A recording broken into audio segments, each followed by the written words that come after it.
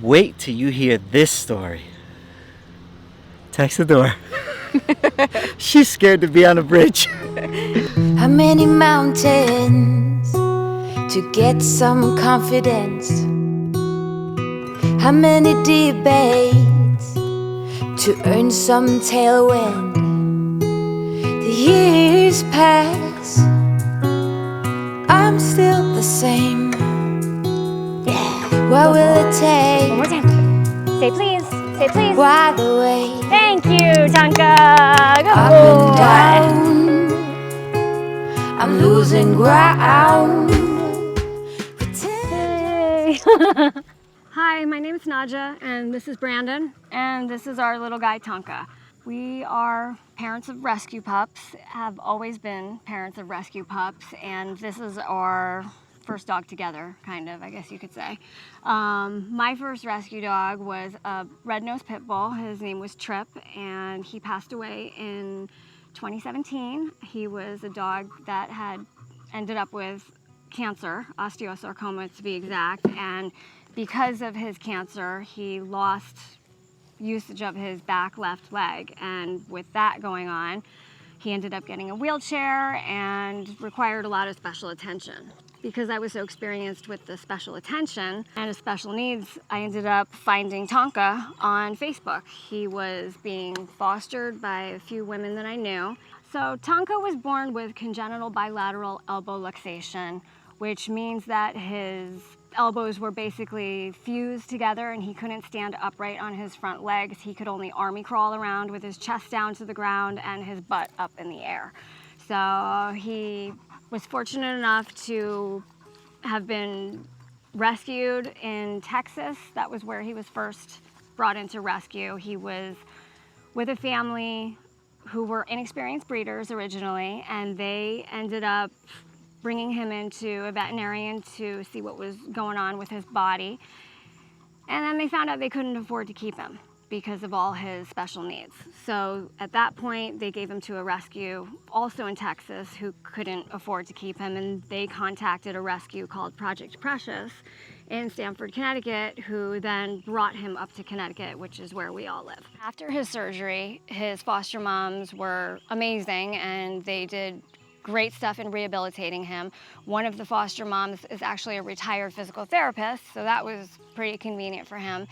And he excelled very quickly in his rehabilitation, and soon enough he was up for adoption. So I met Tonka in June of 2017, which was a couple weeks after my last dog, Trip, had passed from osteosarcoma.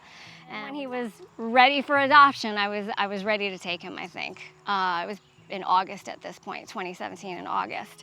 And mid-August, he became part of the family, and he's been with us ever since. His journey can be followed on Instagram through Tonkas_journey.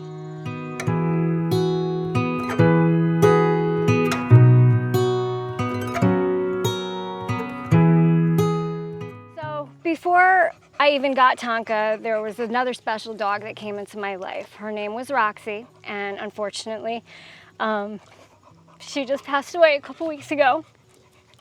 Sorry.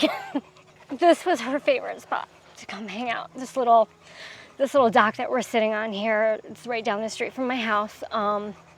Roxy was a really special dog. I adopted her when she was about 8 years old. She came to me a month before I got Tonka. I'd known Roxy pretty much her whole life. She was originally adopted by somebody I knew when she was around 2 or 3 years old from the Connecticut Humane Society. And her living situations didn't really work out so well for her. So she was bounced in and out of homes, a lot of different homes, a lot of different fosters, shelters, and it wasn't an easy life for her. I got her when she was about 8. So my intention was actually not to adopt Roxy. My intention was to just get her out of a stressful situation that she was in at the time. I went and I picked her up, and I was supposed to just drive her down to my girlfriend's kennel down in Stamford, and I got her in the car.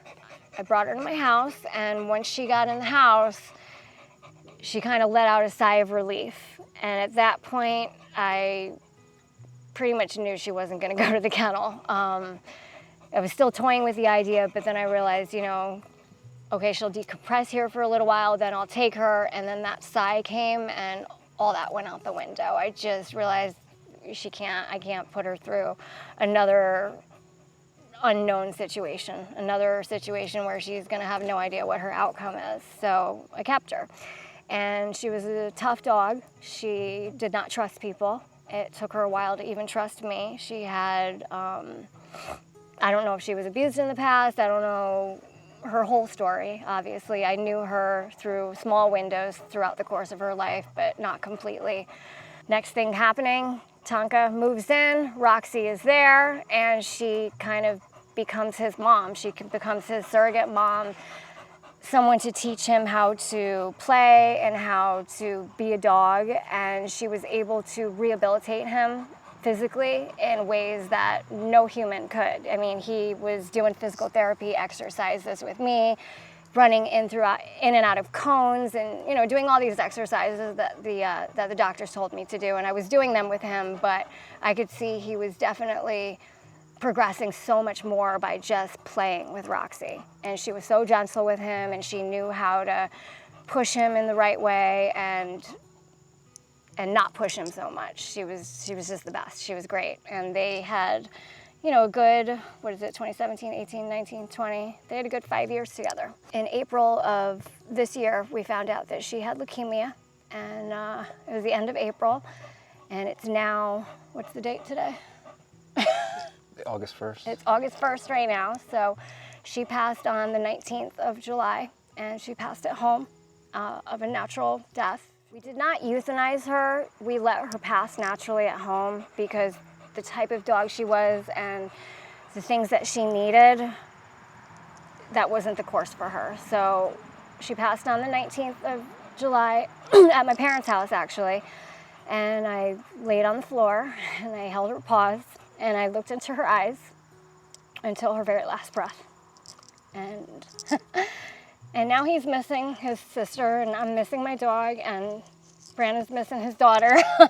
And because she was so, not only did she help Mr. Tonka here get through his bad stuff and his hard times with rehab, but this guy lost his leg shortly after we met, which was in the summer of 2018. So I met Naja, Tonka, and Roxy in the summer of 2018, and shortly after, I lost my leg in a motorcycle accident. I spent 6 weeks in the hospital, and I came home and spent another 2 months basically bedridden. And then once I finally started getting back to life, this little guy with his story and his journey and his disabilities helped push me, and he woke up every day with a smile on his face, and it helped me do the same.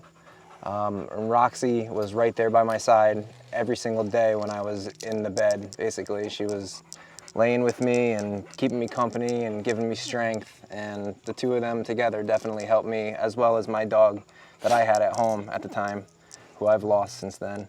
I've been a martial artist my whole life. I'm an acrobat, I ride motorcycles, and a lot of my hobbies seemed hopeless to me, like I'd never be able to do them again. We'd go for long hikes, and we'd both push each other, and he'd push himself, and every time he'd take a few more steps, it'd encourage me to take a few more steps. And it all just came together, and now we're both doing great, and we don't let our disabilities hold us back in any way, shape, or form. I'm doing better now than I was before I lost my leg, and I just make fun of it. I make fun of the whole situation. I have this wonderful tattoo that I wear proudly, and you know, it just shows me just that a disability Isn't a disability. It's a different ability. Yeah, it's something, it's just part of my journey. Same with Tonka, it's part of his journey. And now we get to do it together. So not only did Tonka's disability help encourage me, but my disability helped Tonka get a special brace. My prosthetic doctor helped build this so Tonka can walk. Get around a lot better. Yeah, you can get around a lot better. To get some confidence. How many debates Say animal rescue. to earn some tailwind? Oh, the best. The years pass, I'm still the same. What will it take? Why the wait? Up and down, I'm losing ground. Pretender, tell me what to believe. I ain't got a sweet tooth for lying. Spender, show me how to succeed. My wallet is spreading thin. Oh, ooh, ooh, what to do? I am me and not you. Ooh, ooh, what to say? Please make the strain go away. Pretender. How many right turns to reach some kind of goal? How many dressing up for me to play some ball? Seasons change,